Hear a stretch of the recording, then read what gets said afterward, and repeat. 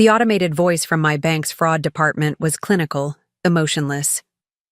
"Mrs. Thompson, we're calling regarding unusual activity on your investment account ending in 4739.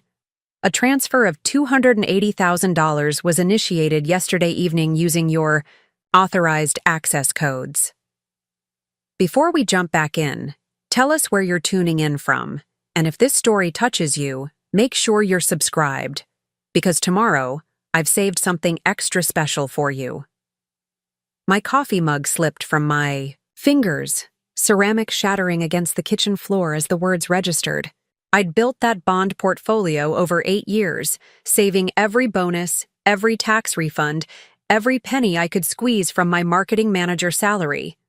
It was our future, our security, our dream of opening the consulting firm I'd planned since college. The transfer authorization bore a digital signature I'd never seen, executed from an IP address in Phoenix. The only person with access to those codes was family. The only family member in Phoenix was Richard Thompson, my father-in-law, the man who'd welcomed me into the family with such warmth 5 years ago. The man who'd helped us buy our Denver townhouse by co-signing the mortgage. The man who'd been acting strangely distant during our last few Sunday dinners. Life before that phone call felt solid, predictable, carefully constructed. Daniel and I had spent 3 years building what we thought was an unshakable foundation. Our Denver townhouse sat in a quiet neighborhood where children rode bikes on sidewalks and neighbors still waved from their front porches.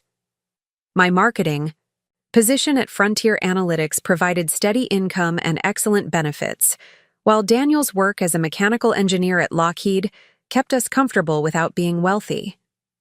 We weren't flashy people. Our furniture came from discount stores. Our vacations involved camping in Colorado's mountains rather than exotic destinations. And our biggest indulgence was the local coffee shop where we'd meet for lunch when our schedules allowed. But we had plans, big plans. The consulting firm I'd dreamed of since earning my MBA was more than fantasy now. I'd identified the market gap, developed the business model, even found potential office space in Boulder's growing tech corridor. Every month, I'd transfer whatever remained after expenses into that bond portfolio. Conservative investments, my financial advisor had called them, but reliable. The balance had grown from $30,000 to nearly $300,000 each, deposit representing another step toward independence. Daniel would joke that I checked the account balance more often than I checked social media, and he wasn't wrong. Those numbers represented freedom from corporate hierarchies, freedom to build something meaningful, freedom to prove that the girl who'd grown up in subsidized housing could create her own success. Richard Thompson had been instrumental in our financial planning. A retired CPA with 40 years of experience, he'd guided us through mortgage applications, tax strategies, and investment decisions with paternal pride. "Smart kids plan ahead," he'd say during our monthly financial check-ins at his sprawling Phoenix home. "You're building something that'll last." His approval meant everything to Daniel, whose mother had passed away when he was 12, leaving Richard as the sole parental figure in his life. The bond portfolio had been Richard's suggestion initially. "Slow and steady," he'd explained during one of our Phoenix visits, pulling up charts on his computer to show historical returns. "Stocks are exciting until they're not. Bonds won't make you rich overnight, but they'll be there when you need them." He'd helped us set up the account structure, become the secondary authorized user for emergency access, insisted it was standard practice for family financial planning. Those Sunday dinners at our place had become routine. Richard would drive up from Phoenix every other weekend, bringing homemade salsa from his favorite market and stories from his volunteer work at the local senior center. He'd sit at our kitchen island while I cooked, regaling us with tales of teaching computer skills to residents or organizing their weekly poker games. Daniel would beam watching his father interact with me, often commenting later how grateful he was that we'd formed such a strong relationship. But something had shifted in recent months. Richard's visits became less frequent, his explanations vague. "Getting older," he'd shrug when Daniel pressed him about missed dinners. Sometimes the drive just feels long. When he did visit, his attention seemed scattered. He'd check his phone constantly, step outside for mysterious calls, appear anxious, in ways I'd never witnessed before. The man who'd always been methodical, measured, began displaying an erratic energy that made conversations feel stilted. Daniel attributed his father's behavior to normal aging, perhaps some mild depression, following his retirement adjustment. He spent 40 years with structure, Daniel would rationalize. Now he's got too much time and not enough purpose. We'd discussed maybe helping Richard find more volunteer opportunities or encouraging him to visit more often, give him activities to look forward to. Neither of us suspected anything darker. The morning of that devastating phone call had started normally. Daniel left early for a project meeting at the aerospace facility, kissing me goodbye while I was still half asleep. I'd taken my time getting ready, planning to work from home reviewing marketing campaigns for a client presentation later that week. The kitchen was quiet, morning light streaming through windows overlooking our small backyard where Daniel had been attempting to grow tomatoes with mixed success. I'd been scrolling through emails with my coffee when the phone rang. The caller ID showed my bank's fraud prevention number, something I'd only seen once before when someone had skimmed my debit card at a gas station. I'd answered expecting routine verification of a legitimate purchase, maybe that online order of office supplies I'd placed the night before. Instead, the automated system delivered news that shattered everything I thought I knew about security, family, and trust. The voice continued mechanically, explaining that the transfer had been processed to a private investment account registered in Nevada, providing a confirmation number I frantically scribbled on a napkin. When I requested to speak with a human representative, the hold music felt like torture, each note stretching the seconds into eternity while my mind raced through possibilities. The customer service representative who finally picked up was sympathetic, but limited in what she could reveal. The transfer was authorized using your secondary access codes, Mrs. Thompson. Our system shows it was initiated from Phoenix, Arizona at 11:47 p.m. yesterday evening. Since the authorization came from a verified user on your account, it wasn't flagged as suspicious until this morning when our algorithm detected the unusual amount. Phoenix, 11:47 p.m.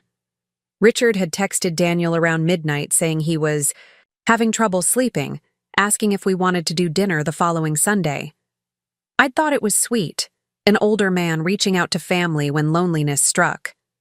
Now that timestamp felt sinister, calculated, timed perfectly when Daniel and I would be asleep and unable to monitor account activity. My hands shook as I navigated to the online banking portal, entering my credentials with trembling fingers. The account summary page loaded slowly, each second an agony of anticipation. When the numbers finally appeared, the reality hit like physical blow. Account balance, $847.23. Where $280,000 had existed yesterday, now only the minimum balance remained to keep the account active. 8 years of sacrifice. 8 years of choosing generic groceries over name brands, driving my Honda until the engine threatened to give out, postponing dental work to save money. 8 years of believing I was building something significant, something that would change the trajectory of my professional life. Gone in a single transaction authorized by someone I'd trusted with my financial future. The house felt too quiet suddenly, too empty. I called Daniel immediately, hands still shaking as I dialed his number. His phone went straight to voicemail, probably silenced for his morning meeting.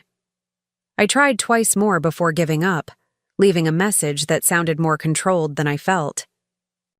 Preparing and narrating this story took us a lot of time, so if you are enjoying it, subscribe to our channel. It means a lot to us. Now back to the story. Dad wouldn't do that. There has to be some mistake, some fraud, someone else using his information. His denial was so absolute that I almost began questioning my own conclusions, wondering if I'd misunderstood something fundamental about the situation. We agreed to meet at home immediately. Daniel's face when he walked through the door was ashen, aged beyond his 31 years. He'd spent the drive from Lockheed making his own calls, trying to reach his father, attempting to verify the impossible. Richard's phone continued going straight to voicemail, and Daniel's growing panic was evident in his rapid-fire speech and restless pacing around our living room. "There's been some kind of identity theft," Daniel insisted, pulling out his laptop to examine our banking records himself. "Someone got Dad's information and used it to access our account. We need to report this to the police, to the FBI, to whoever handles financial crimes." He was typing furiously, searching for the appropriate authorities to contact, his engineer's mind seeking logical solutions to an illogical betrayal. I wanted desperately to believe his explanation, but the timeline troubled me deeply. The transfer had occurred at nearly midnight Phoenix time, executed with access codes only Richard possessed, from an IP address traced to his neighborhood. More disturbing was his sudden unavailability precisely when we needed him most. If someone had stolen his identity and drained our account, wouldn't he be equally panicked, equally eager to help us resolve the situation? By evening, our kitchen table was covered with printed bank statements, legal research Daniel had compiled, and contact information for various law enforcement agencies. We'd filed reports with local police, the FBI's Financial Crimes Division, and our bank's fraud department. Each conversation followed the same pattern: sympathetic listening, promises to investigate, requests for documentation we'd already provided, and gentle suggestions that family financial disputes often fell outside criminal jurisdiction. The transfer was authorized by someone with legitimate access to your account, the FBI agent had explained during our phone conversation. Unless we can prove coercion or identity theft, this appears to be a civil matter rather than criminal fraud. The distinction felt meaningless when our life savings had vanished, but the agent's tone suggested we were naive for expecting federal intervention in what looked like a family disagreement. Sleep that night was impossible. I lay staring at the ceiling while Daniel tossed restlessly beside me, both of us processing the magnitude of our loss. The bond portfolio hadn't just been money. It represented years of shared sacrifice and planning. Every vacation we'd skipped, every luxury we'd foregone, every extra hour I'd worked to maximize my bonuses had contributed to that account. Now it was gone, transferred to strangers in Nevada for purposes we couldn't fathom. The following morning brought our first breakthrough, though it would be days before we understood its significance. Patricia Williams from our bank's investment division called to schedule an urgent meeting, her voice carrying an unusual tension that made my stomach clench with fresh anxiety. "There are some complications with your case that require immediate attention," she explained. "I'd prefer to discuss this in person rather than over the phone." Patricia was a woman in her 50s with silver hair and sharp eyes behind wire-rimmed glasses. I'd met her twice before during routine portfolio reviews, finding her professional but warm, someone who genuinely cared about her clients' financial well-being. Today, however, she appeared distinctly uncomfortable as she ushered Daniel and me into her corner office overlooking downtown Denver's financial district. "What I'm about to tell you needs to remain strictly confidential," she began, closing her office door and speaking in lowered tones. "Your bond portfolio transfer has triggered some red flags in our federal compliance monitoring system. The receiving account in Nevada has been flagged by multiple agencies as part of an ongoing investigation into organized financial crimes." The words washed over me without full comprehension initially. Federal compliance, organized crimes, investigation. These terms belonged in television dramas, not in conversations about our carefully managed bond portfolio. Daniel leaned forward, his engineering background helping him process technical information more quickly than my shock-addled brain could manage. "What kind of investigation?" he asked, his voice steadier than I felt. "And what does this mean for our money? Can it be recovered?" Patricia consulted a file folder thick with documents I couldn't read from my angle. "The details are classified, but I can tell you that multiple agencies have been tracking suspicious Financial activity involving underground gambling operations, large cash transfers, unusual investment patterns, money movement designed to obscure the original sources. Your father-in-law's transaction fits a pattern they've been monitoring for several months. Underground gambling. The phrase hit me like physical impact, suddenly making Richard's recent behavior comprehensible. His mysterious phone calls, his nervous energy during family visits, his evasive explanations for missed dinners. Signs I'd interpreted as normal aging were actually symptoms of something much darker. My father-in-law, the conservative financial planner who'd preached the virtues of slow, steady investment growth, had apparently been involved with illegal gambling operations. "How much trouble is he in?" Daniel asked quietly, and I could hear the pain in his voice. Despite everything, Richard was still his father, the man who'd raised him alone after his mother's death. Learning about the theft was devastating.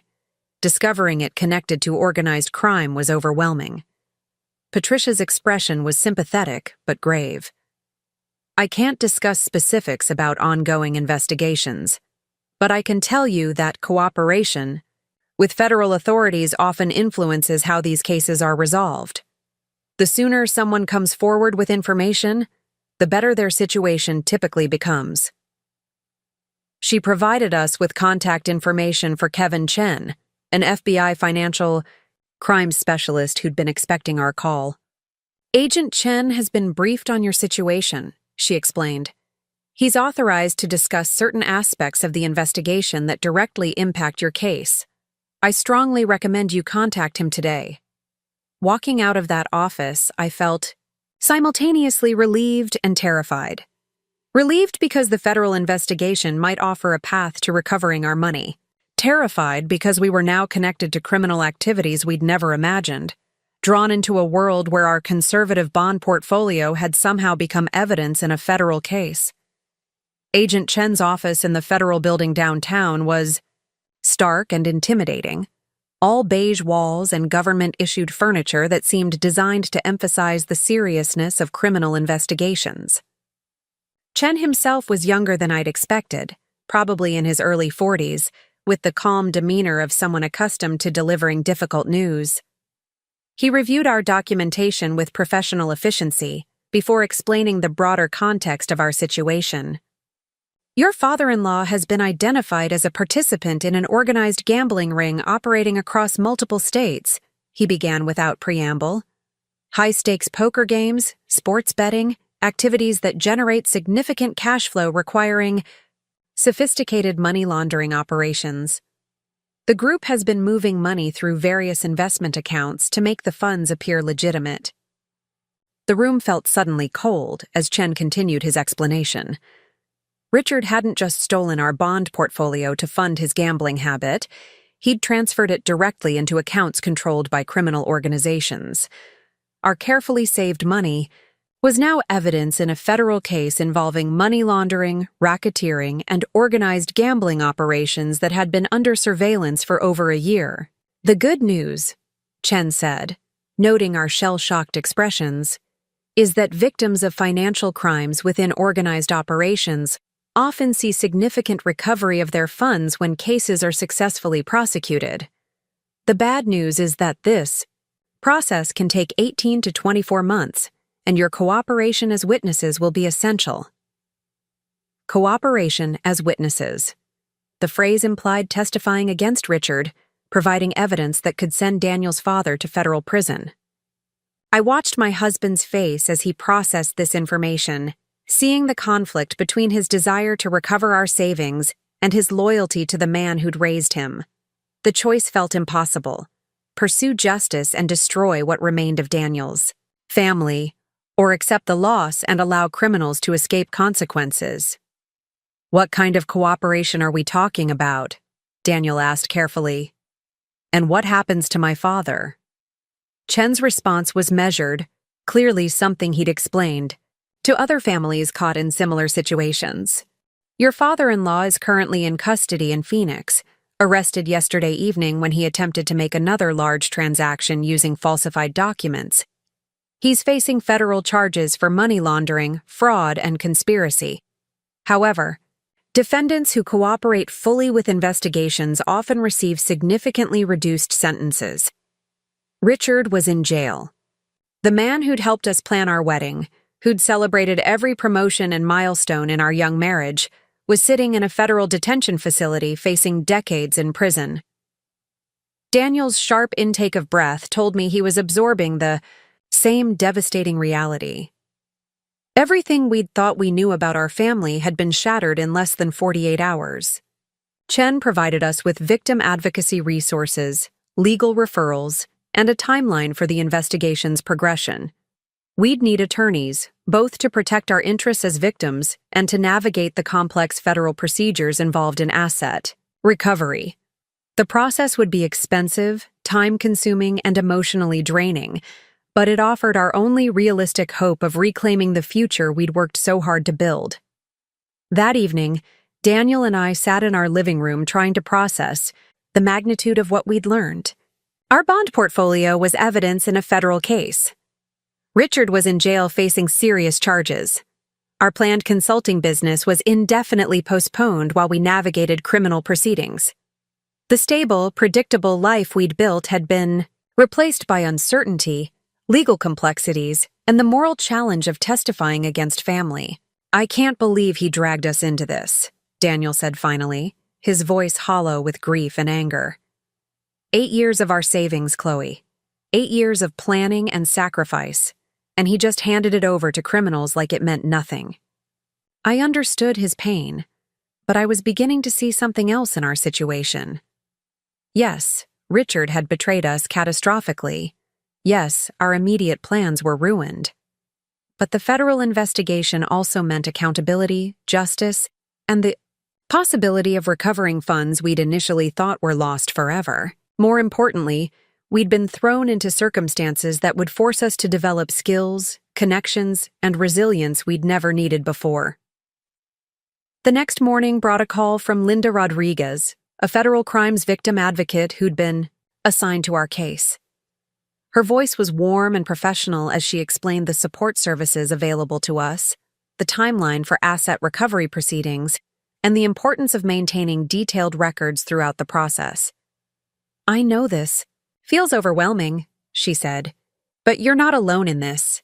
We work with families like yours regularly, and most people are surprised by how much strength they discover during these proceedings." Linda scheduled our first meeting for the following week, where we'd begin the process of documenting our losses, understanding our rights as victims, and preparing for the long journey toward recovery. She also provided referrals to attorneys specializing in federal financial crimes, professionals who could guide us through legal complexities while protecting our interests. As I hung up the phone, I realized something unexpected was happening. Instead of feeling helpless and victimized, I was beginning to feel purposeful, even energized. The situation required skills I'd developed during my marketing career: research, organization, communication, strategic planning. For the first time since learning about the theft, I felt like I could take meaningful action rather than simply reacting to catastrophe. Daniel noticed the change in my demeanor immediately. "You're getting that look," he said with the first smile I'd seen from him in days. "The same expression you get when you're planning a complex marketing campaign." He was right. My mind was already working through the challenge ahead, identifying resources we'd need, timelines we'd face, strategies for maximizing our recovery while minimizing the emotional toll. The bond portfolio theft had been devastating, but it had also connected us to federal resources, legal expertise, and advocacy services we'd never have accessed otherwise. Richard's crime had accidentally opened doors we didn't even know existed. The irony wasn't lost on me that our careful, conservative approach to financial planning had made us victims of organized crime, while that same criminal activity might ultimately provide opportunities for growth and development we'd never have pursued otherwise. Sometimes the worst things that happen to us create the conditions for the best things we never could have imagined. The attorney's office felt like stepping into a different world entirely. Linda Rodriguez had referred us to Amanda Foster, a specialist in federal financial crimes, whose reputation for recovering assets from organized criminal operations was legendary among victim advocates. Amanda's office occupied the top floor of a downtown Denver high-rise, with floor-to-ceiling windows offering panoramic views of the Rocky Mountains and a conference room that could have hosted board meetings for Fortune 500 companies. Amanda herself was nothing like I'd expected from a federal crimes attorney. Probably in her mid-40s, she dressed in sharp business suits but spoke with the warmth of someone who genuinely cared about her clients' well-being rather than just their legal cases. Her walls displayed certificates from law schools I recognized and commendations from federal agencies I'd only heard mentioned in news reports. "The first thing you need to understand," Amanda explained during our initial consultation, "is that financial crimes connected to organized operations are complex beasts with multiple moving parts. Your case isn't just about recovering your bond portfolio, it's about understanding how criminal organizations move money, hide assets, and exploit legitimate financial systems to launder illegal proceeds." She spread documents across her conference table, creating a visual map of the investigation that had accidentally ensnared our family. Charts showed money flows between accounts in Nevada, Arizona, California, and Colorado. Names I didn't recognize were connected by lines indicating financial relationships, gambling debts, and money transfers that created a web of criminal activity spanning multiple years. Richard's gambling problem made him vulnerable to recruitment by this organization, Amanda continued, pointing to documentation that showed his progression from occasional participant to regular player, to someone who owed substantial sums to dangerous people. When he couldn't cover his debts through normal means, they offered him opportunities to earn money by providing access to legitimate accounts that could be used for laundering operations. The revelation that Richard hadn't just stolen our money impulsively but had been systematically recruited by criminals felt like another betrayal. This wasn't a moment of weakness or poor judgment. It was calculated involvement in organized crime that had put our entire family at risk. Daniel sat silently beside me, processing the information with the methodical approach he brought to engineering problems, but I could see the pain in his expression. "What's our realistic timeline for recovery?" I asked, my marketing background making me focus on measurable outcomes and concrete deadlines. "And what do we need to do to maximize our chances of getting our money back?" Amanda's smile suggested she appreciated clients who asked direct questions. "Federal asset forfeiture cases typically take 18 to 36 months from arrest to final distribution. Your cooperation as witnesses will be crucial, but equally important will be your ability to document every aspect of your financial relationship with Richard. Every conversation about investment strategies, every time he had access to your account information." She handed us thick folders containing forms, questionnaires, and documentation requirements that would govern the next phase of our lives. Banking records, email communications, phone logs, calendar entries showing Richard's visits to our home. The federal government wanted a complete picture of how our family's financial planning had become entangled with criminal operations. "I'm also going to recommend something that might seem unusual," Amanda continued. "I want you to consider taking a more active role in understanding financial crimes investigation. There are training programs, conferences, advocacy organizations, where victims learn about the systems that failed to protect them. Knowledge becomes power in these situations." The suggestion felt overwhelming initially. I was a marketing manager, not a financial crimes investigator. But Amanda's reasoning made sense. The more we understood about how our case fit into broader patterns of criminal activity, the better equipped we'd be to advocate for ourselves throughout the lengthy legal process.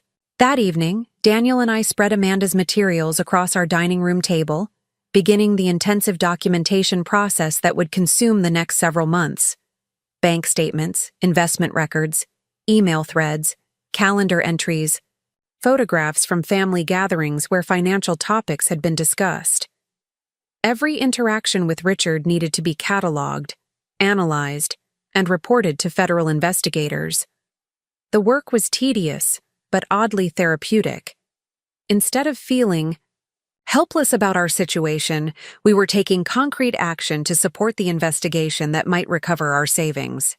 Each document we organized, each timeline we constructed, each detail we remembered and recorded felt like striking back against the people who'd victimized our family. Daniel proved surprisingly skilled at the investigative work.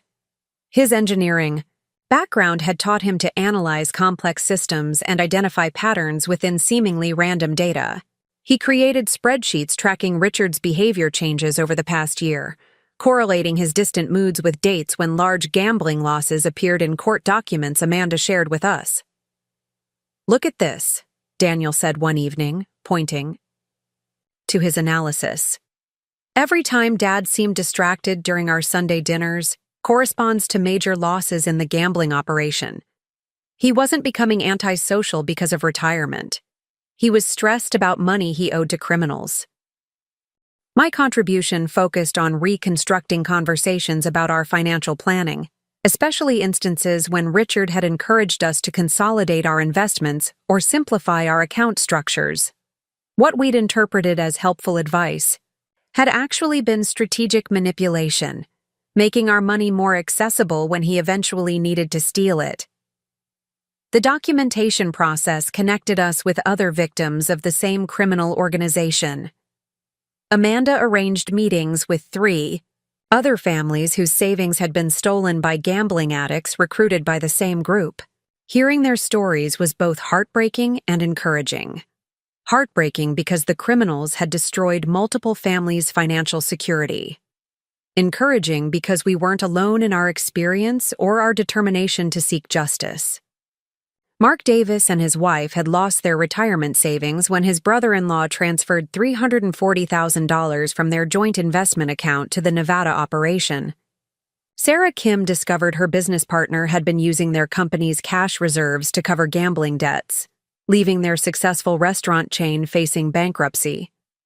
Each family's story followed similar patterns of trust exploited, relationships destroyed, and financial futures stolen by people they'd loved and trusted. "The thing that saved my sanity," Mark explained during one of our group meetings, "was realizing that understanding their system gave me power over my recovery. The more I learned about how financial crimes work, the better I could advocate for myself with federal agents and attorneys."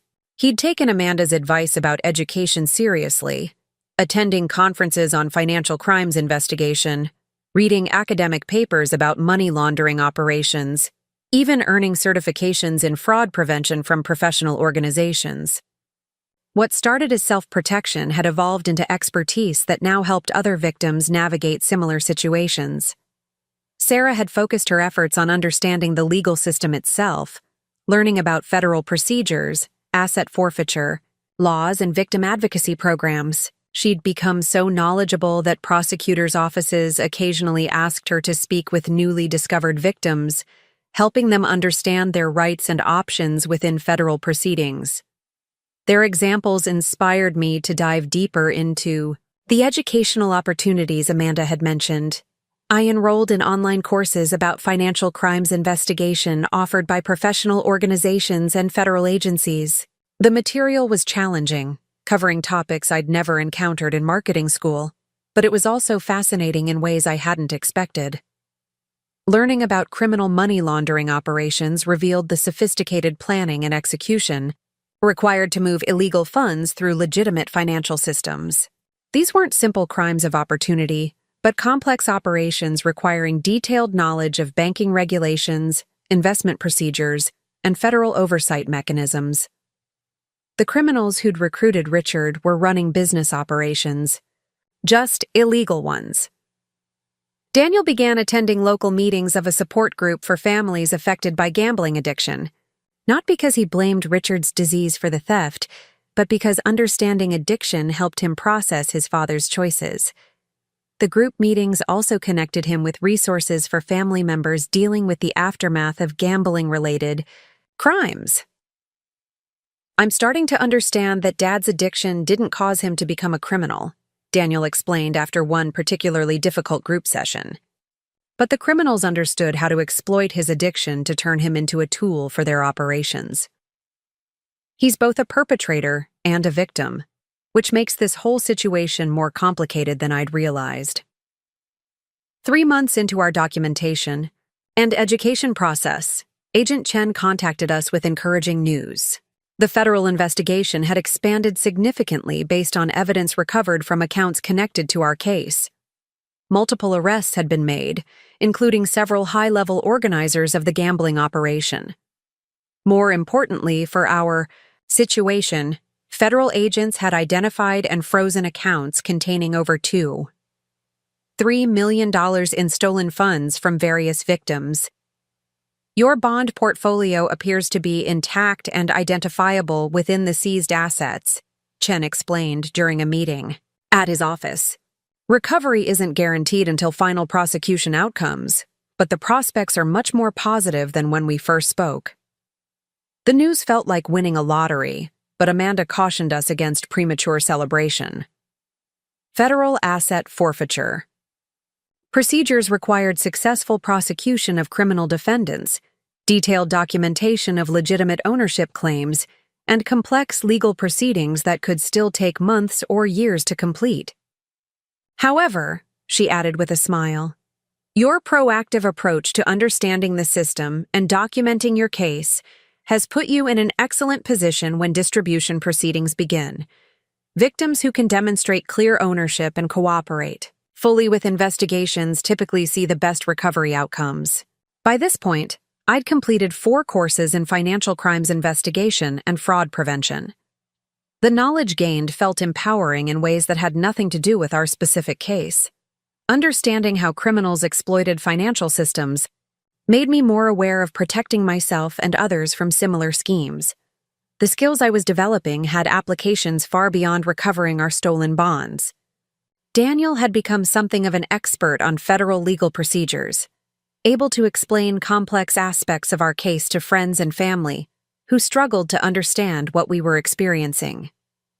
His engineering background, combined with his new legal knowledge, made him incredibly effective at organizing information and presenting arguments to federal investigators. Our transformation from victims to informed advocates was gradual but unmistakable. Instead of feeling helpless about our situation, we'd developed expertise that made us valuable participants in the investigation.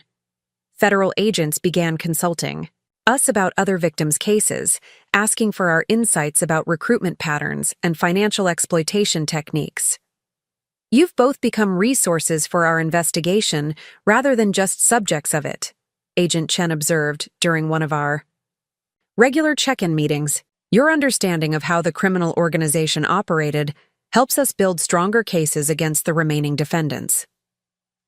The irony wasn't lost on me that Richard's betrayal had accidentally launched us into careers we'd never considered. What started as desperate attempts to recover our stolen savings had evolved into genuine expertise in financial crimes investigation and victim advocacy. We were discovering capabilities and interests we'd never known we possessed, building skills that would serve us long after our immediate case was resolved. 8 months after that devastating phone call from the bank's fraud department, I was standing before a conference room filled with federal agents, prosecutors, and financial crimes specialists, presenting analysis I'd compiled about patterns in money laundering operations that had helped identify 3 additional criminal organizations.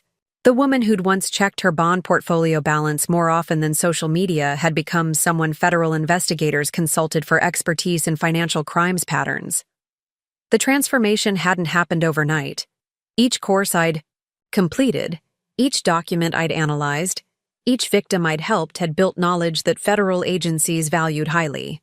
My marketing background had proven surprisingly relevant to understanding how criminal organizations promoted their services and recruited participants. The same skills I'd used to identify target demographics for legitimate businesses helped investigators understand how financial predators selected their victims. Amanda Foster had been instrumental in connecting me with broader opportunities within the federal law enforcement community. Your case analysis and victim advocacy work has impressed several people in important positions, she'd explained during one of our monthly meetings.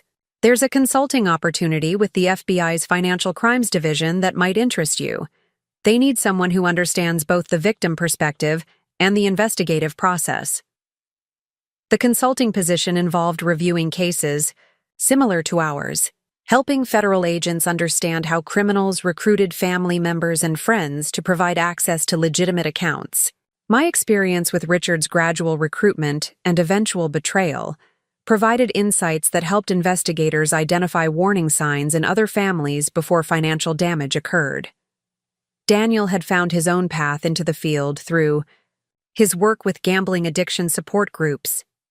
His engineering background, combined with his personal experience and legal knowledge gained during our case, made him valuable to organizations helping families deal with gambling-related financial crimes. He'd begun speaking at conferences about the intersection of addiction and organized crime, helping other families understand the complex dynamics we'd navigated.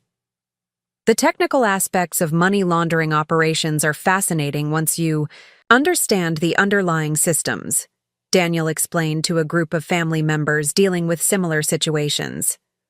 Criminal organizations exploit the same vulnerabilities in financial systems that legitimate businesses use for normal operations. Understanding those vulnerabilities helps families protect themselves and helps investigators build stronger cases.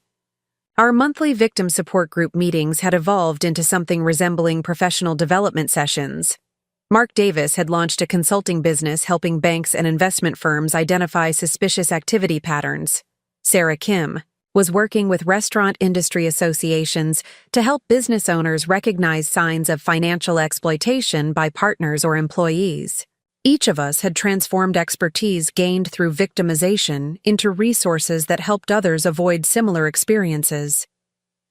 We've accidentally become a think tank for financial crimes prevention, Sarah observed during one of our meetings.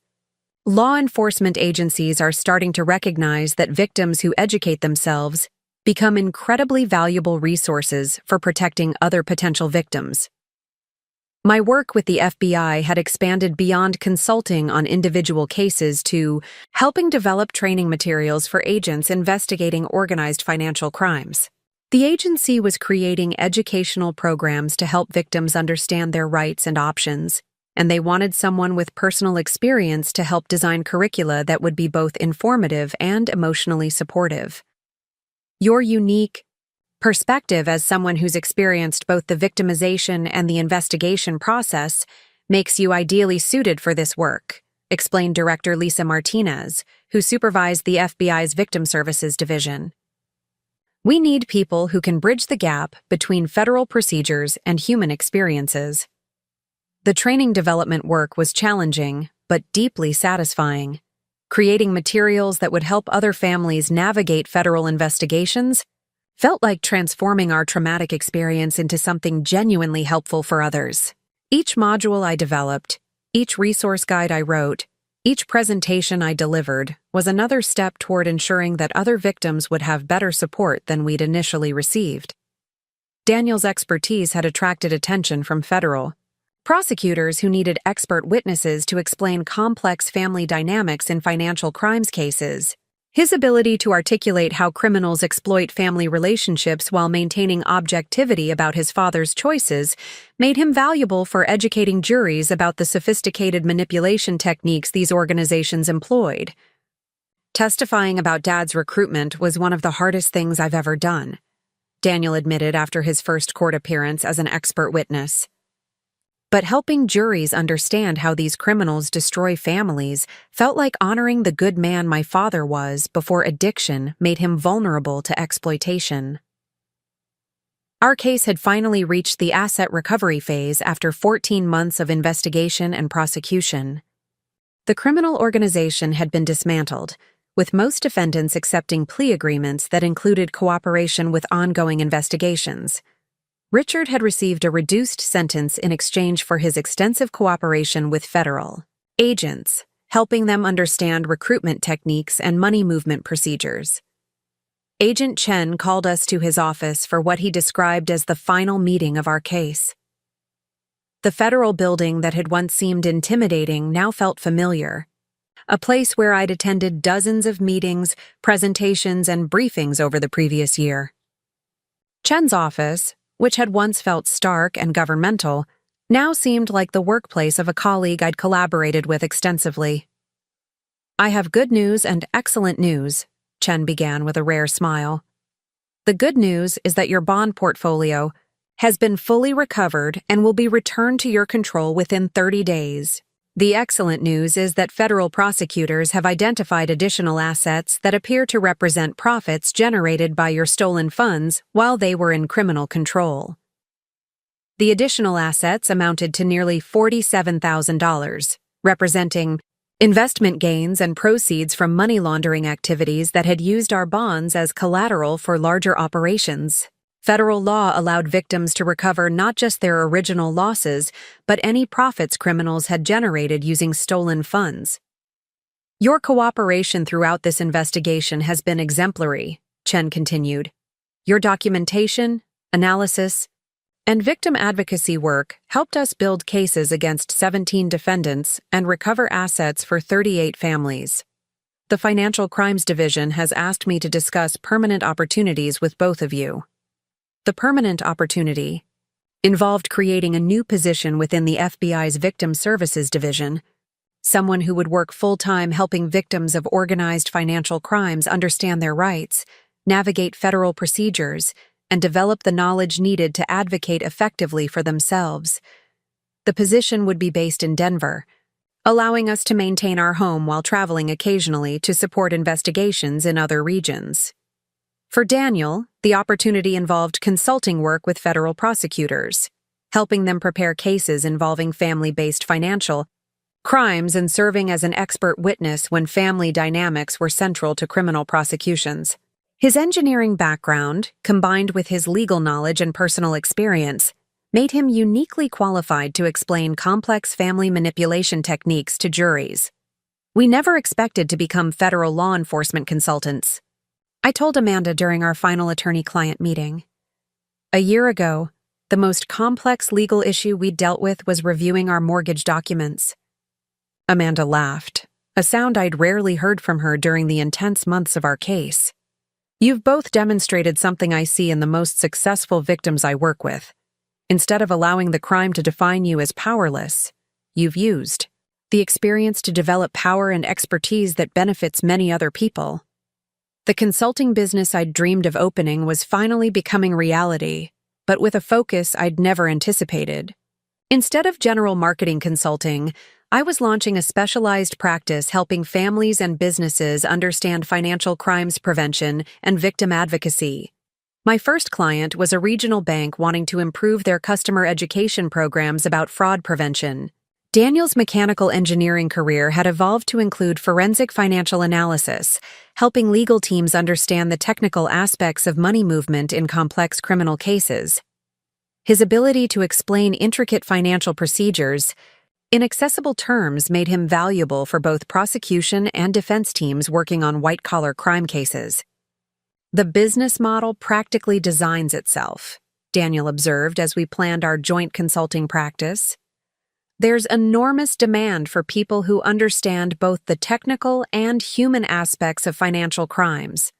Law enforcement agencies, banks, victim advocacy organizations, even insurance companies need consultants who can bridge those gaps." Our home office, which had once displayed my marketing awards and Daniel's engineering certifications, now showcased commendations from federal agencies, certificates from advanced fraud investigation courses, and photographs from conferences where we'd spoken about victim advocacy and financial crimes prevention. The transformation was complete, but unexpected. Richard's betrayal had destroyed our planned consulting business, but accidentally launched careers we'd never imagined. The bond portfolio that was supposed to fund our entrepreneurial dreams had been stolen, recovered, and supplemented with criminal proceeds that now provided capital for a business serving victims of financial crimes. "We're helping other families avoid or recover from experiences like ours," I reflected during one of our planning sessions. There's something poetic about using expertise gained through victimization to prevent other people from becoming victims. Our relationship with Richard remained complicated, but had evolved beyond simple anger or forgiveness. His cooperation with federal investigators had been genuine and extensive, helping prosecutors understand recruitment techniques that might otherwise have remained secret. His reduced sentence reflected both his willingness to accept responsibility and his value as a cooperating witness. "Dad made terrible choices that hurt our family and many others," Daniel said during one of our conversations about Richard's situation. "But his cooperation helped prevent other families from experiencing what we went through. I can't forgive him yet, but I can respect that he tried to help fix some of the damage he caused." The federal investigation that had accidentally ensnared our family had become the foundation for careers neither of us had planned, but both of us found deeply meaningful. We were using knowledge gained through trauma to help others navigate similar challenges, transforming our victimization into expertise that served the broader community. As I prepared for my first major presentation at a national conference on financial crimes prevention, I thought about the woman who'd answered that phone call from the bank's fraud department 14 months earlier. She'd been focused on building a marketing consulting business, checking bond portfolio balances, and maintaining the comfortable predictability of suburban life. The woman preparing to address federal agents, prosecutors, and victim advocates from across the country had expertise that woman could never have imagined.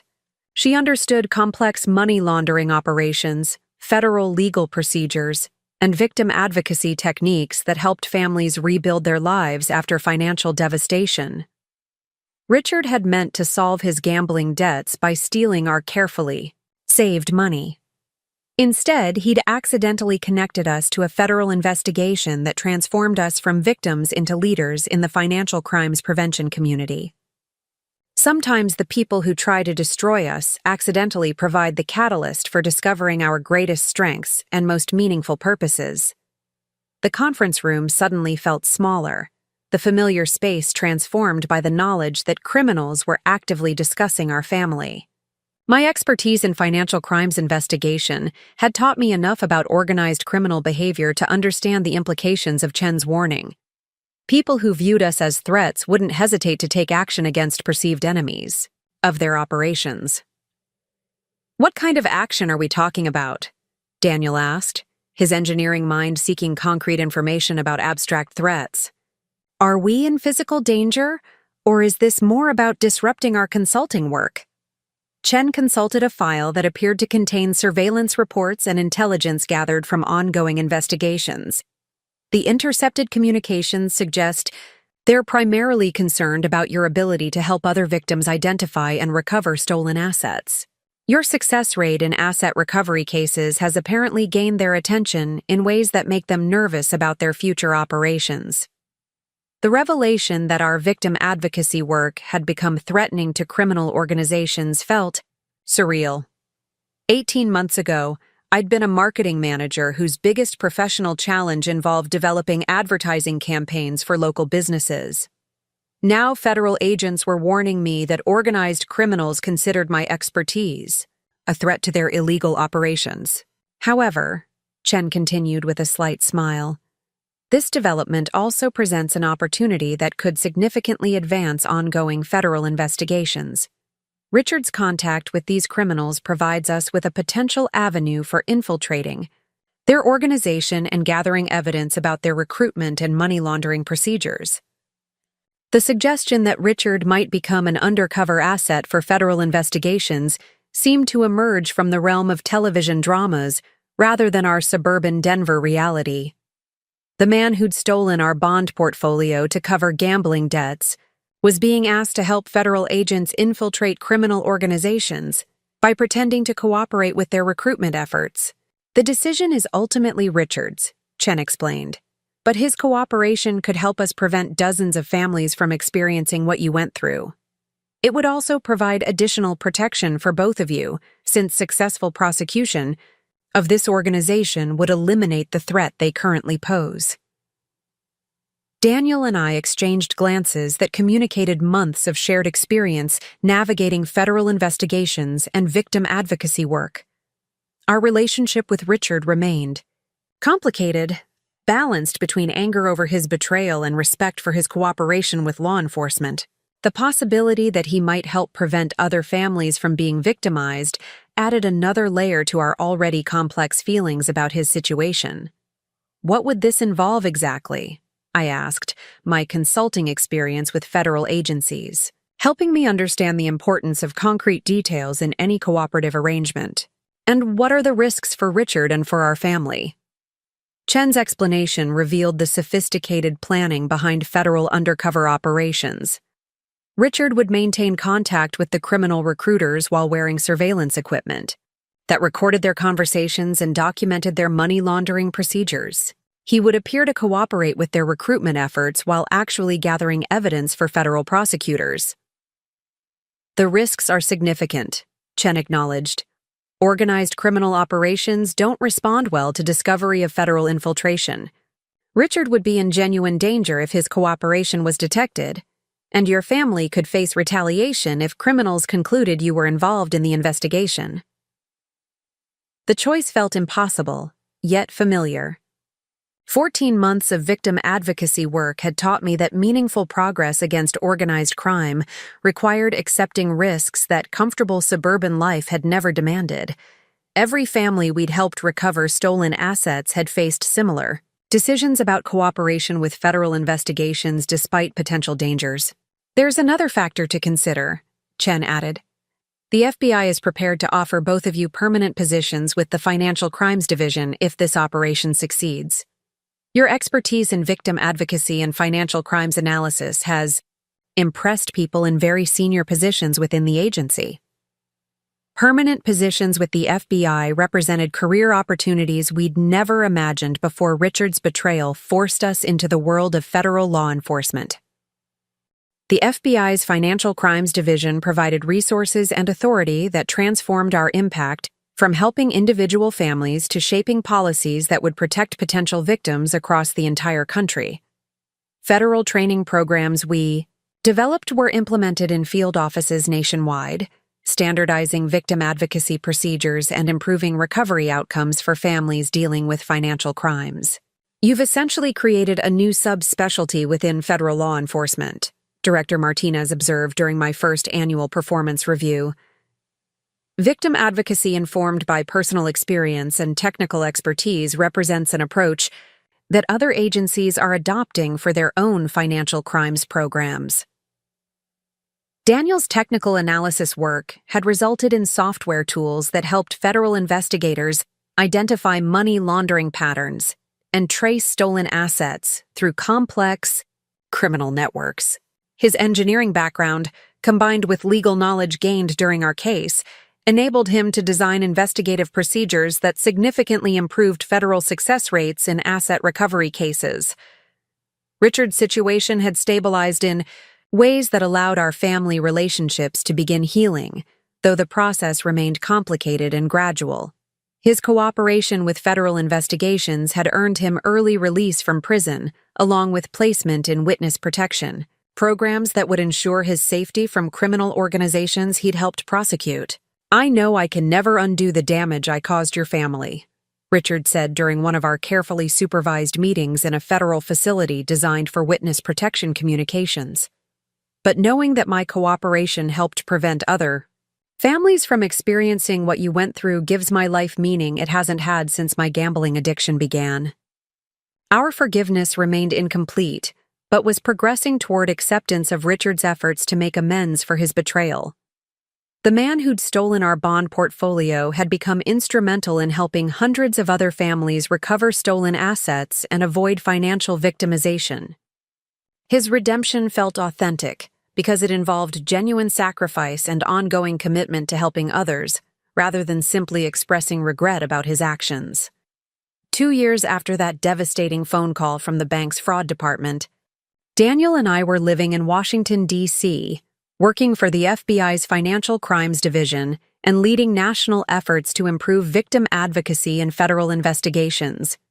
Our home office displayed commendations from federal agencies across the country, photographs from conferences where we'd spoken about financial crimes prevention, and letters from families whose lives had been improved by programs we'd developed. The bond portfolio that Richard had stolen, and that had eventually been recovered with additional criminal proceeds, had become the foundation for a trust fund supporting financial crimes victim advocacy programs. Instead of funding the consulting business we'd originally planned, our savings now supported organizations helping other families navigate federal investigations and recover stolen assets. We've built something more meaningful than the business we'd originally envisioned, I reflected during one of our conversations about the unexpected direction our lives had taken. Richard's betrayal destroyed our plans but accidentally connected us to purposes we never could have imagined. The woman who'd answered that phone call from the bank's fraud department had been focused on building a marketing consulting business and checking bond portfolio balances. The woman now designing national victim advocacy programs for the FBI understood complex financial crimes operations, federal legal procedures, and investigative techniques that had helped hundreds of families recover stolen assets and rebuild their lives after financial devastation. Richard had meant to solve his gambling debts by stealing our carefully saved money, never imagining that his crime would connect us to a federal investigation that would transform us from suburban professionals into national leaders in financial crimes prevention. Sometimes the people who betray us most completely accidentally provide the experiences that reveal our greatest capabilities and most important contributions to the world.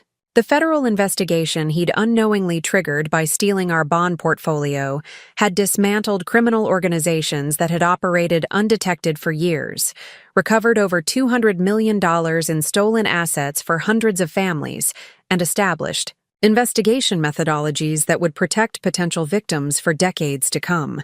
His attempt to destroy our financial security had accidentally launched careers dedicated to protecting other families from similar victimization. Standing in my FBI office overlooking the Potomac River, preparing for another meeting with federal investigators seeking guidance on victim advocacy procedures, I thought about the profound transformation that had occurred since that morning when ceramic coffee mug fragments had scattered across our Denver kitchen floor. The woman who'd cut her finger gathering those pieces could never have imagined she'd become someone federal agencies consulted for expertise in financial crimes prevention. Richard's betrayal had been devastating, but had accidentally provided the catalyst for discovering strengths, purposes, and capabilities I'd never known existed. Sometimes the worst things that happen to us create the conditions for the best things we never could have imagined for ourselves or for the many other people our experiences eventually help. The secure telephone call came at 6 a.m, 3 months into Richard's undercover operation. Daniel answered on the second ring, instantly alert despite the early hour. Agent Chen's voice carried an urgency I'd rarely heard during our 18 months of working together on financial crimes investigations. "We have a problem," Chen said without preamble. "Richard's cover may have been compromised. The criminal organization has started asking questions about his family connections, specifically about your consulting work with federal agencies. We need you both at the field office immediately." The drive to the federal building felt surreal in the pre-dawn darkness.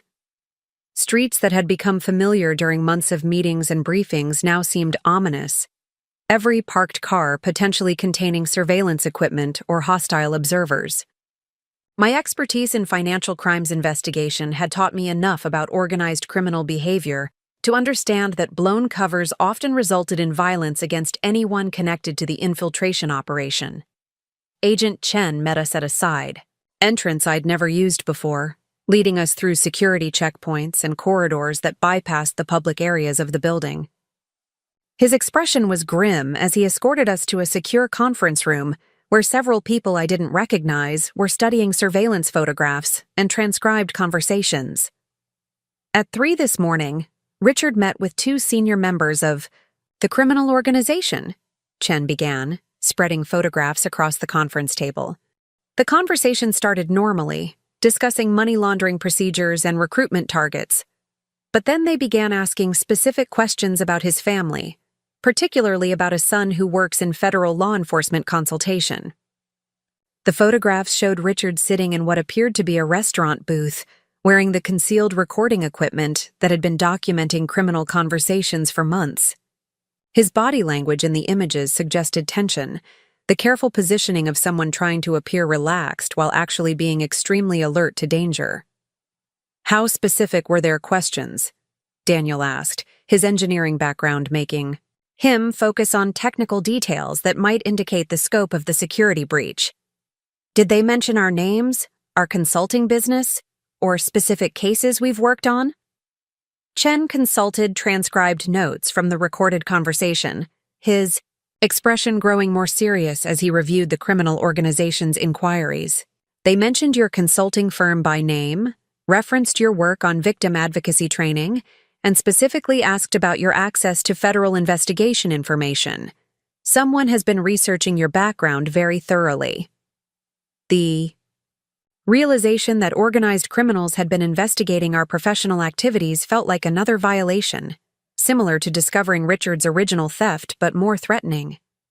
These weren't desperate gambling addicts making impulsive decisions.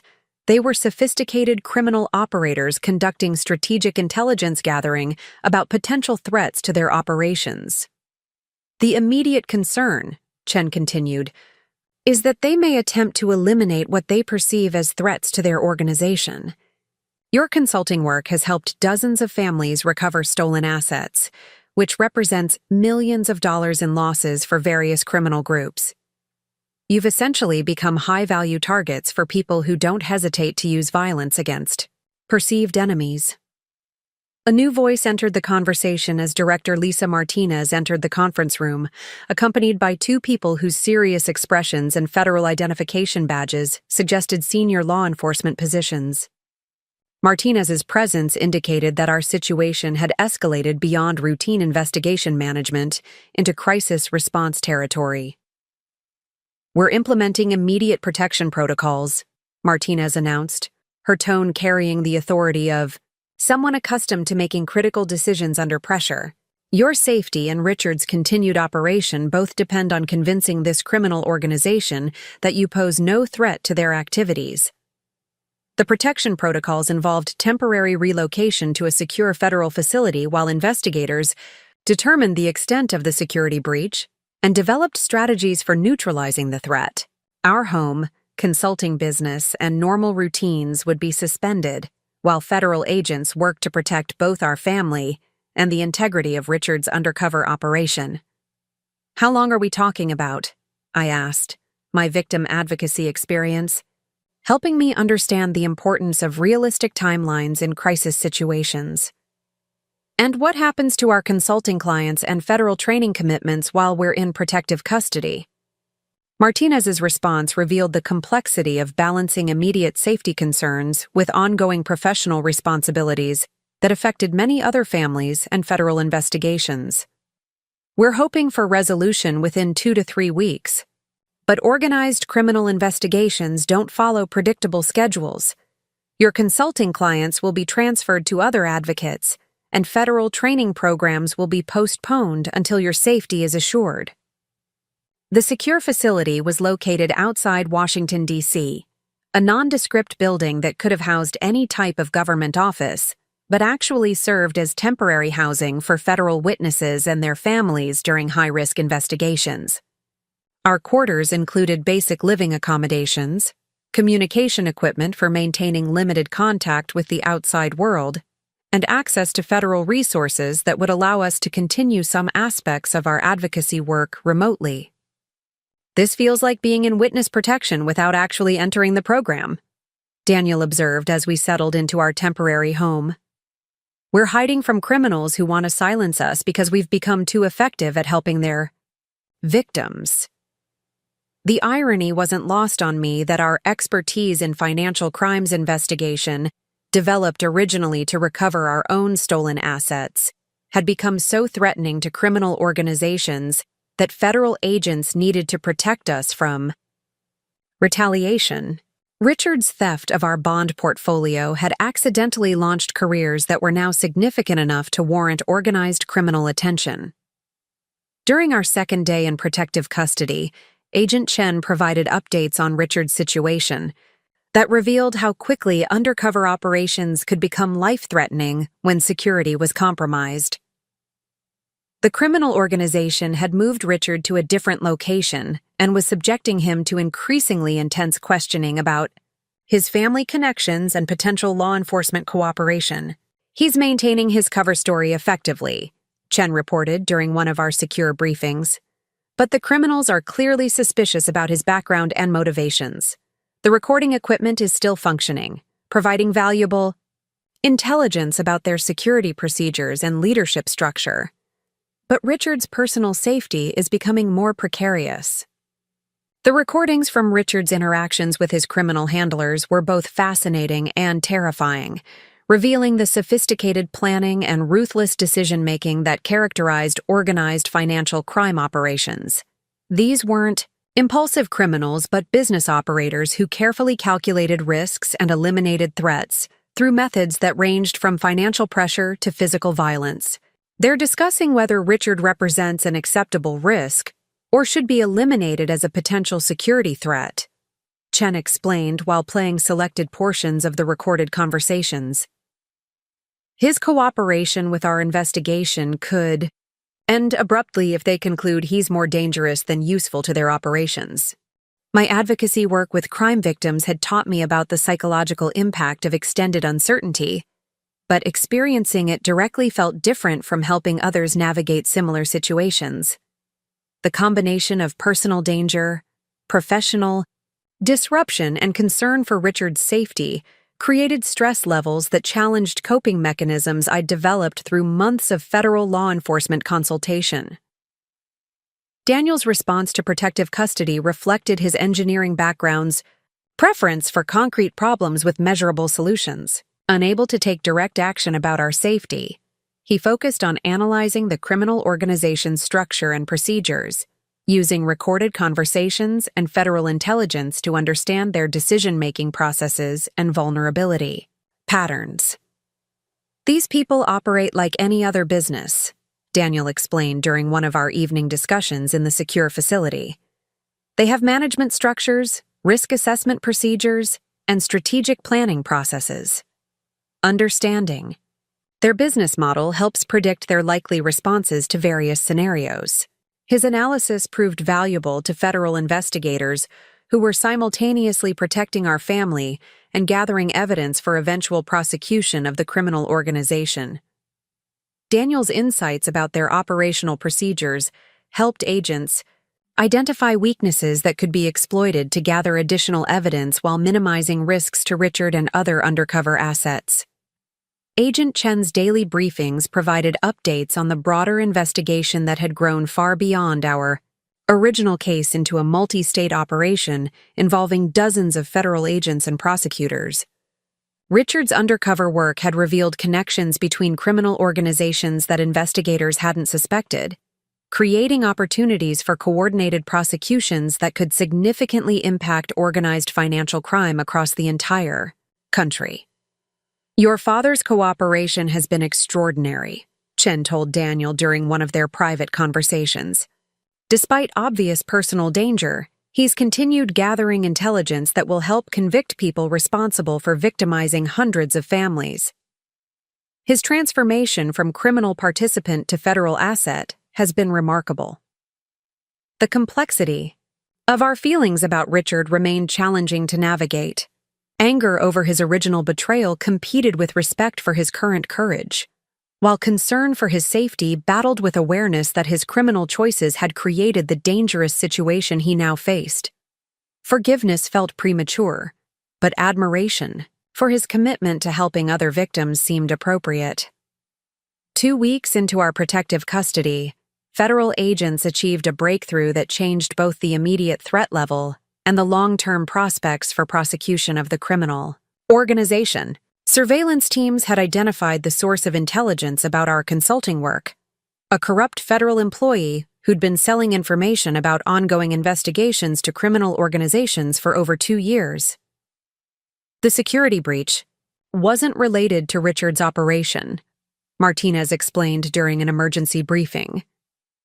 A civilian contractor with access to federal databases had been providing criminal organizations with information about victim advocates, federal witnesses, and ongoing investigations. His arrest this morning eliminated the source of intelligence that made you targets. The corrupt employee's arrest resolved the immediate threat to our safety, but revealed a broader problem within federal law enforcement systems. Criminal organizations had been purchasing information about victim advocates, witnesses, and investigation procedures, giving them significant advantages in avoiding prosecution and intimidating people who might cooperate with federal authorities. This discovery will lead to major changes in how we protect sensitive information and screen personnel with access to federal databases, Martinez continued. Your case accidentally exposed security vulnerabilities that have been compromising investigations and endangering victims for several years. Our release from protective custody felt anticlimactic after weeks of high-tension security measures and constant vigilance about potential threats. Returning to our consulting business and federal training responsibilities required readjusting to normal routines while processing the reality that our expertise had become valuable enough to warrant organized criminal attention and federal protection. Richard's undercover operation concluded successfully 3 days after our release, with federal agents arresting 47 members of the criminal organization and seizing assets worth over $89 million. His cooperation had provided evidence connecting criminal groups across 7 states, resulting in prosecutions that would significantly disrupt organized financial crime operations throughout the region. The intelligence gathered through Richard's work will influence federal law enforcement strategies for years to come, Agent Chen explained during our final case debriefing. His transformation from gambling addict and financial criminal to federal asset represents one of the most successful cooperation agreements in recent FBI history. The successful conclusion of the undercover operation and resolution of the security threat opened opportunities for expanded federal careers that we'd been unable to pursue while our safety remained uncertain. Director Martinez offered permanent positions with increased responsibilities and national scope, allowing us to develop victim advocacy programs that would serve families across the entire country. Your experience as victims who became expert advocates, combined with your understanding of federal investigation procedures, makes you uniquely qualified for senior positions within the Financial Crimes Division, Martinez explained. We're prepared to offer you leadership roles in developing national policies and training programs that could help thousands of families annually. The permanent federal positions represented career opportunities that exceeded anything we'd imagined.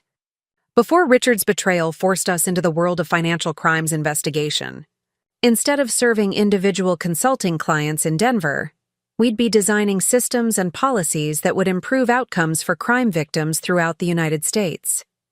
Daniel's technical expertise had proven so valuable that federal prosecutors were requesting his consultation on complex cases involving sophisticated money laundering operations and organized financial crimes. His ability to explain intricate criminal procedures in accessible terms made him invaluable for educating juries and helping judges understand the technical aspects of financial crime prosecutions. We've accidentally become federal law enforcement specialists, I reflected during one of our discussions about accepting the permanent positions. Richard's theft of our bond portfolio launched careers we never could have planned, but that feel more meaningful than anything we'd previously considered. The decision to accept federal positions required relocating permanently to Washington, D.C., and leaving the Denver community where we'd built our consulting practice and established relationships with local victim advocacy organizations. The move would represent another major transition, but federal careers offered resources and authority that could amplify our impact exponentially. Our consulting business in Denver had helped approximately 50 families recover stolen assets and navigate federal investigation procedures during 18 months of operation. Federal positions would allow us to develop training programs and policies that could assist thousands of families annually, while establishing standards for victim advocacy that would improve outcomes across the entire country. The scale of potential impact makes the decision obvious, Daniel concluded after we'd analyzed the professional opportunities and personal implications of federal careers. We can help more families as FBI employees than we'll ever reach as independent consultants, even if federal bureaucracy presents different challenges than private practice. The transition to permanent federal employment occurred smoothly, with responsibilities that built directly on expertise we'd developed through victim advocacy work and consultation with financial crimes investigators. My role involved directing National Victim Services programs, while Daniel focused on developing technical analysis procedures for complex multi-state investigations. Richard's situation had stabilized sufficiently to allow supervised family contact, though his participation in witness protection programs meant our relationship would remain carefully managed by federal security protocols. His cooperation with law enforcement had earned him early release from prison and protection from criminal organizations he'd helped prosecute. But rebuilding family trust would require time and continued demonstration of genuine commitment to making amends. I understand that forgiveness isn't automatic or guaranteed, Richard said during one of our first post-operation meetings in a secure federal facility. But I hope that helping prevent other families from experiencing what I put you through will eventually contribute to healing the damage I caused. Our federal careers had transformed us from suburban professionals into national leaders in financial crimes prevention, with expertise that influenced law enforcement policies and victim advocacy procedures across the entire country. The bond portfolio Richard had stolen to cover gambling debts had been recovered with additional criminal proceeds that now funded victim advocacy programs serving families throughout the United States. Standing in my FBI office 18 months after that devastating phone call from the bank's fraud department, I thought about the profound journey that had brought us from suburban Denver to the center of federal law enforcement operations.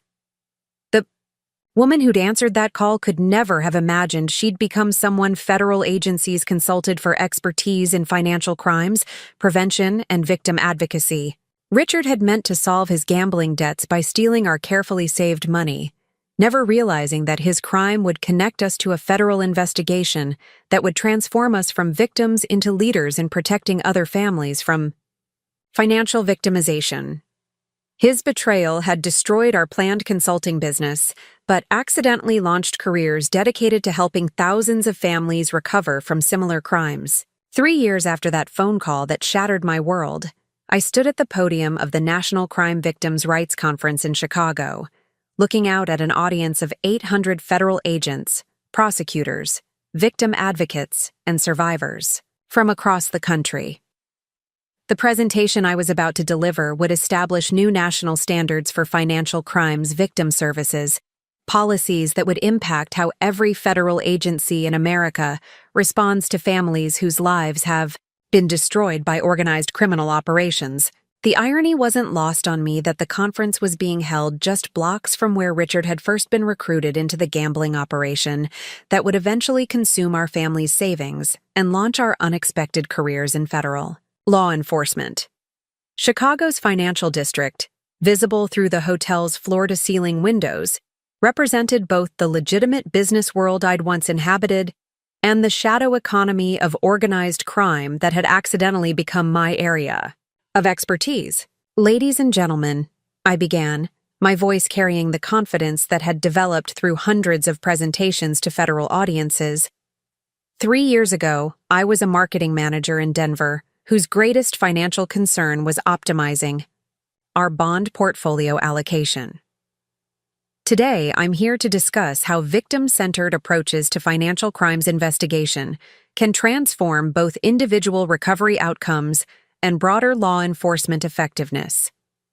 The audience included Agent Chen, now promoted to Supervisory Special Agent overseeing financial crimes operations across the western United States. Director Martinez sat in the front row, having championed the victim advocacy programs Daniel and I had developed within the FBI's organizational structure. Amanda Foster had flown in from Denver, where she continued practicing federal crimes law while consulting on the national training materials we'd created together.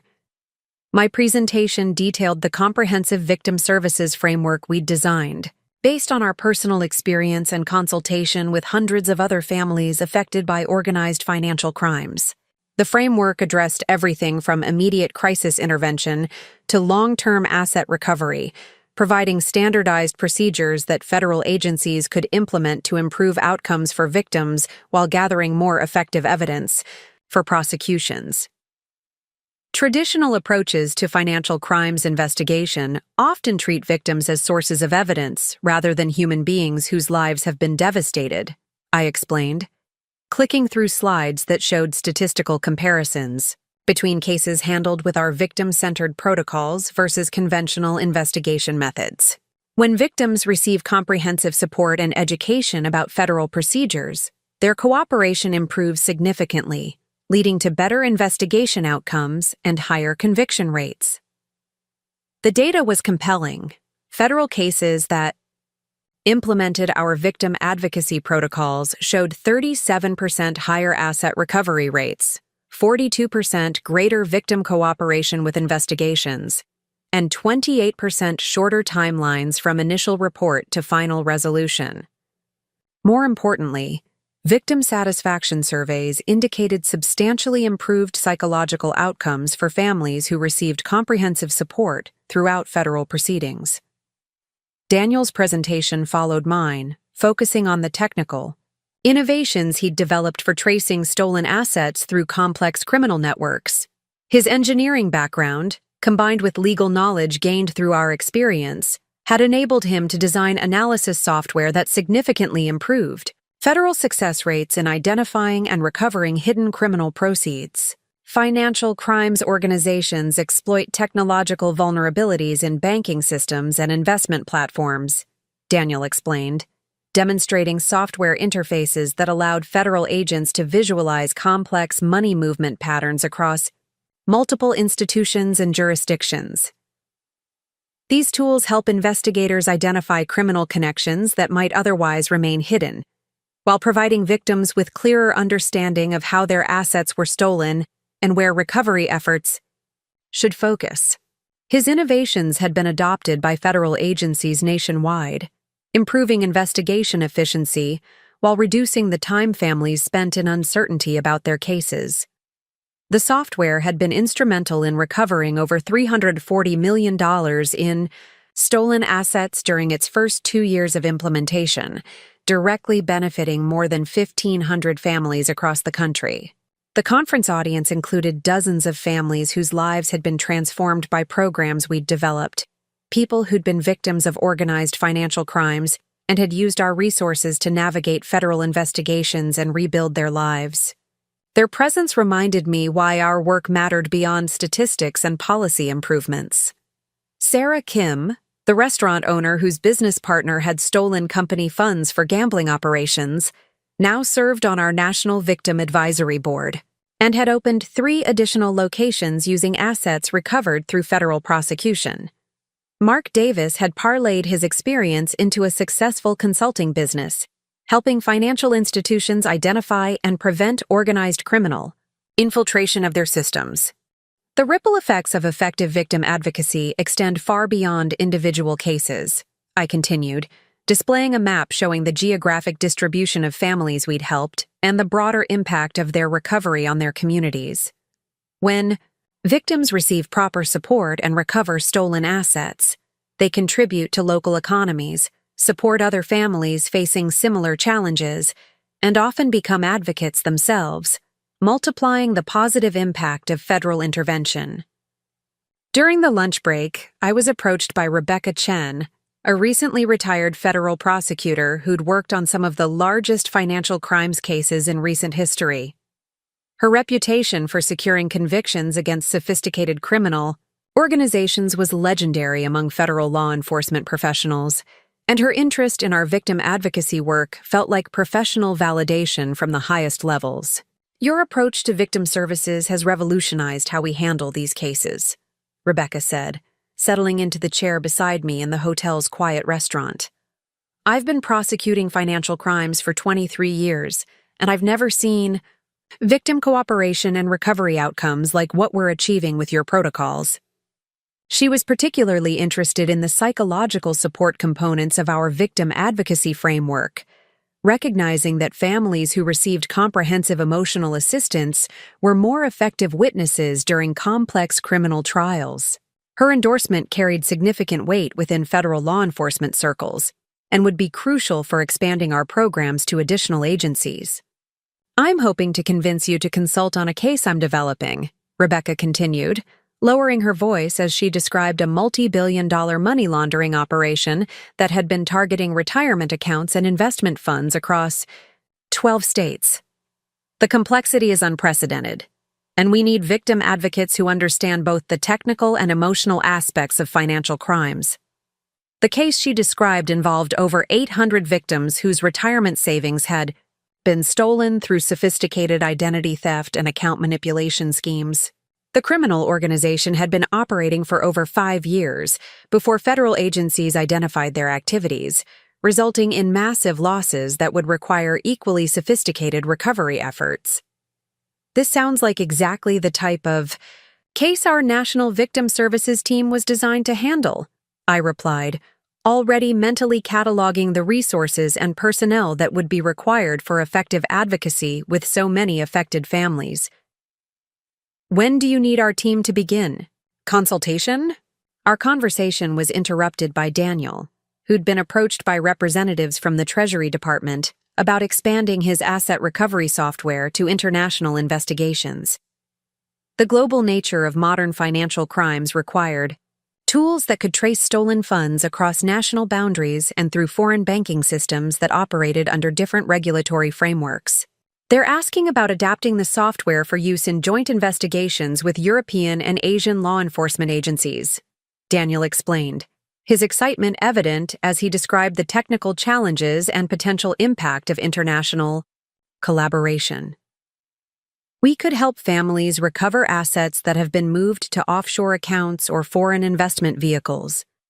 The international expansion would represent a massive increase in the scope and complexity of our work, but also unprecedented opportunities to help victims whose cases had previously been considered too difficult for effective federal intervention. Many families we'd consulted with had been told their stolen assets were unrecoverable because criminals had moved funds beyond the reach of domestic law enforcement. That afternoon's breakout sessions included presentations by families whose cases had been successfully resolved using our victim advocacy protocols. Their stories provided powerful testimony about the difference comprehensive support could make in both investigation outcomes and personal recovery from financial crimes victimization. Jennifer Martinez, whose father-in-law had stolen her family's business assets for drug purchases, described how our advocacy team had helped her navigate federal procedures while maintaining her restaurant operations and supporting her employees. Her business had not only survived the financial crisis, but had expanded significantly after asset recovery, becoming a model for other family-owned businesses dealing with similar criminal victimization. Thomas Chen, whose investment advisor, had transferred his entire retirement portfolio to offshore gambling operations, explained how our technical analysis had identified hidden assets that federal agents might otherwise have missed. His full asset recovery, including profits generated by criminal use of his funds, had enabled retirement plans that exceeded his pre-victimization expectations. The difference between feeling like a helpless victim and becoming an empowered advocate is having people who understand both the technical and emotional aspects of these crimes, Jennifer explained to the conference audience. Chloe and Daniel's team provided exactly that combination of expertise and emotional support. The afternoon concluded with a panel discussion involving federal officials from multiple agencies who had implemented our victim advocacy protocols in their own jurisdictions.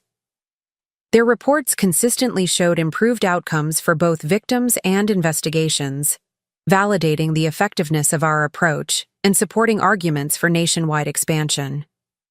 Agent Martinez, now directing financial crimes operations for the entire southwestern region, described how victim-centered investigation techniques had transformed her office's effectiveness in prosecuting organized criminal operations. When victims receive proper support and education, They become our most valuable allies in building strong cases against sophisticated criminal organizations.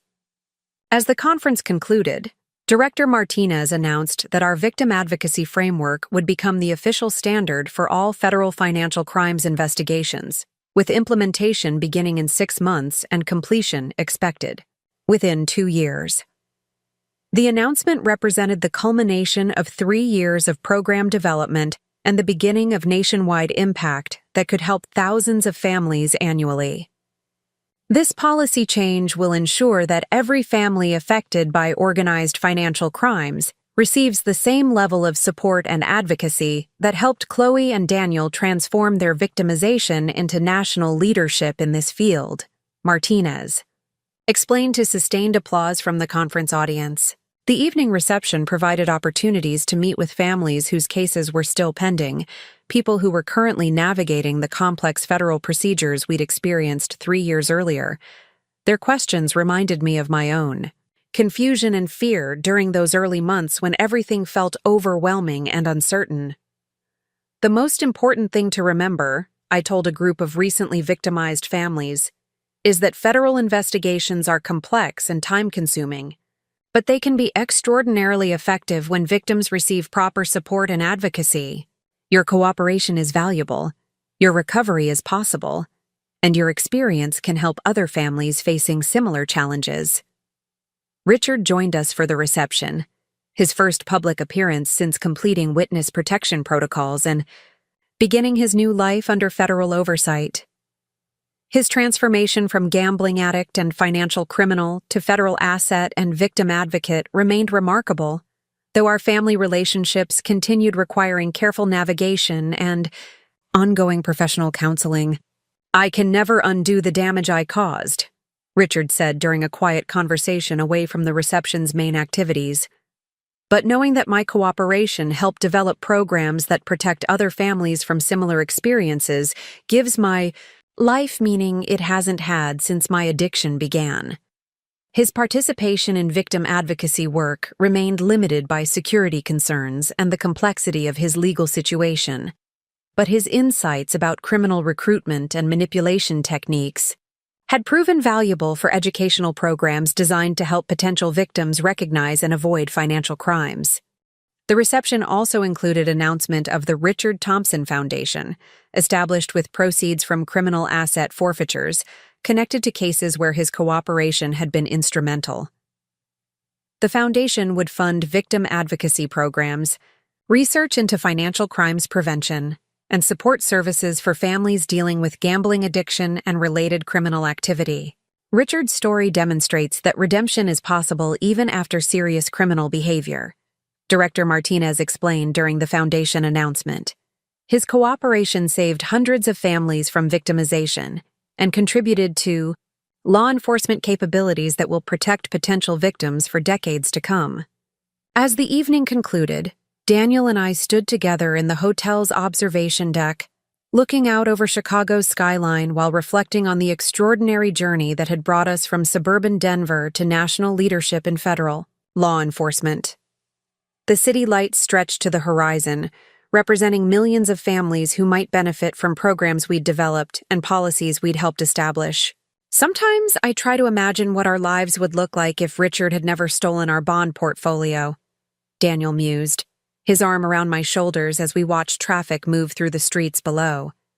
We'd probably still be in Denver, running a small marketing consulting business, completely unaware that organized financial crimes even existed.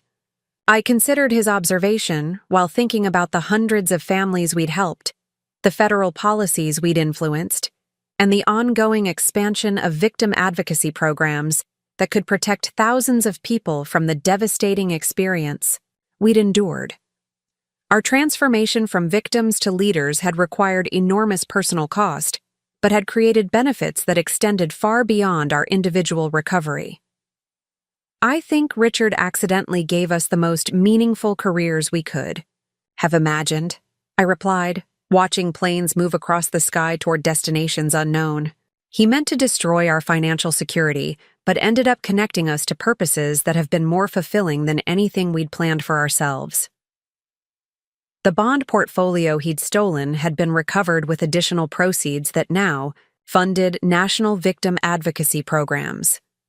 Our planned consulting business had been destroyed, but replaced with federal careers that influenced law enforcement policies affecting thousands of families annually. The comfortable suburban life he'd shattered had been rebuilt as something more complex but infinitely more meaningful. 6 months later, our victim advocacy protocols had been implemented in 43 federal field offices across the country, with the remaining offices scheduled for completion before year's end. Training programs we'd developed were being adapted for international use by law enforcement agencies in 7 countries, expanding our impact to victims of cross-border financial crimes. The consulting business we'd originally planned to build in Denver had evolved into a national victim advocacy organization operating from Washington, D.C., with field representatives in major cities across the United States. Instead of serving individual clients, we were designing systems that would help thousands of families annually while establishing professional standards for victim advocacy within federal law enforcement.